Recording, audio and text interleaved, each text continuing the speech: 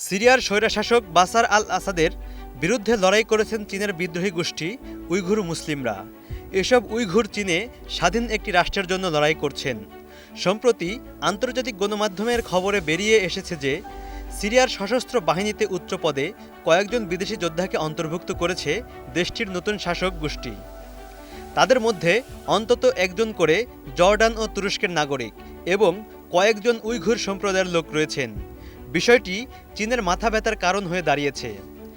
Senior বিভিন্ন পদবি সহ প্রশাসনিক পদে জিহাদিদের অন্তর্ভুক্ত করায় দেশটির সাধারণ নাগরিক সহ অন্যান্য দেশের নেতৃবৃন্দ অজানা আশঙ্কা প্রকাশ করেছেন।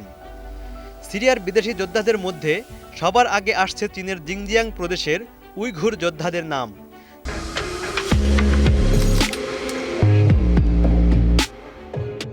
তারা একটি স্বায়ত্তশাসিত অঞ্চলের জন্য লড়াই করছেন। সশস্ত্র এই গোষ্ঠীটি সিরিয়ার ইদবিলে 2017 সাল থেকে সম্পৃক্ত রয়েছে। ইতিহাস থেকে দেখা যায় এই গোষ্ঠীটি একসময় আল কায়েদার মতো সংগঠনের সঙ্গে যুক্ত হয়ে চীন থেকে বিচ্ছিন্ন হয়ে উইঘুর রাষ্ট্র প্রতিষ্ঠা করতে চেয়েছিলেন। নিউজ ডেস্ক, একুশে টেলিভিশন।